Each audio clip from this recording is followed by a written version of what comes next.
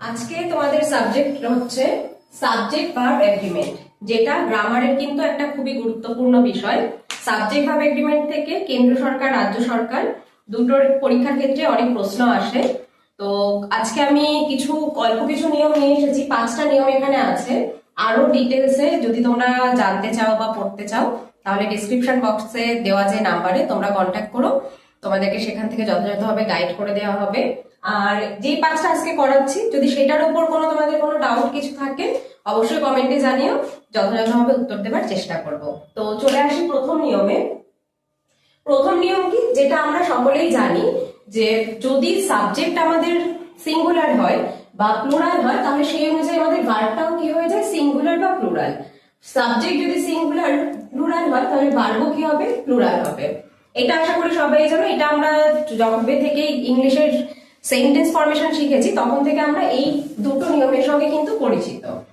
এখানে তা আমি যদি উদাহরণ দিয়ে বোঝাই, যদি আমি বলি দা বয়েজ, তাহলে বয়েজটা কি হচ্ছে, প্লুরাল হয়ে যাচ্ছে। তো সেক্ষেত্রে এখানে আমার যে ভার্বটা বসাবো এর পরে, সেই ভার্বটা আমাকে প্লুরাল আনতে হবে। দা বয়েজ আর প্লেইং। বোঝা গেল? এরপর যদি সাবজেক্ট আমাদের সিঙ্গুলার হয় তাহলে ভার্বও কি হবে, সিঙ্গুলার হবে। সেম আমি যদি এই সেন্টেন্সটাকেই নিই, এখানে বয়েজ ছিল, বয়েজটাকে আমি যদি সিঙ্গুলারে নিই তাহলে কি হয়ে যাবে, বয় হয়ে যাবে। তাহলে দা বয়, তখন কিন্তু এই আরটা তো এটা প্লুরাল ভার্ব, তো এই আরটা তখন কি হয়ে যাবে, ইজ হয়ে যাবে। দা বয় ইজ প্লেইং। আশা করি এই দুটো নিয়ম বোঝা গেল, এই দুটো নিয়মে কোনো অসুবিধা নেই।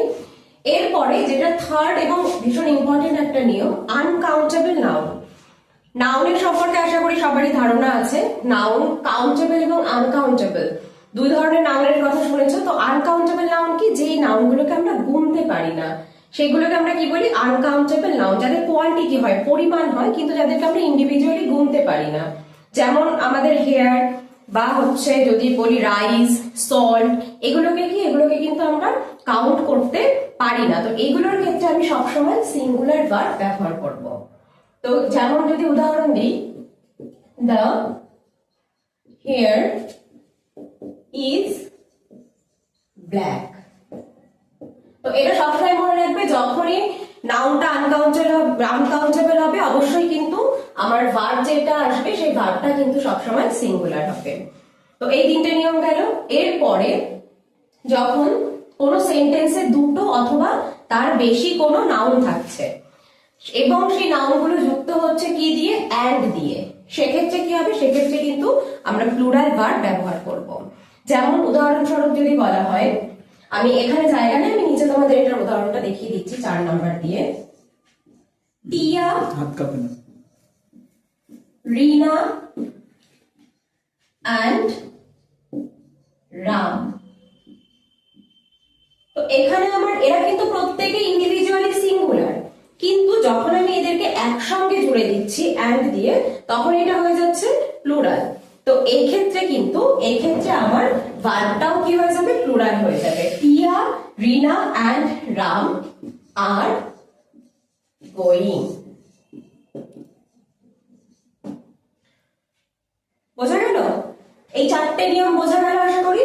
এরপরে 5 নাম্বার নিয়মে কি বলছে, এখানেও দুটো নাউন থাকবে কিন্তু এখানে একটু আলাদা আছে, যে অ্যান্ড দিয়ে যুক্ত হবে কিন্তু অ্যান্ড এর পরে কি থাকছে, একটা নট থাকছে।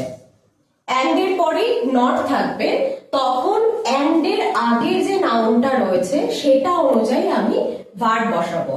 সেক্ষেত্রে আমার ভার্ব সিঙ্গুলারও হতে পারে, প্লুরালও হতে পারে, সেটা ডিপেন্ড করবে অ্যান্ড এর আগে যে সাবজেক্টটা আছে তার উপর। একটা উদাহরণ দিয়ে বোঝাই,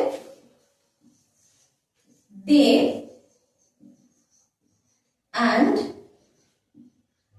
not I।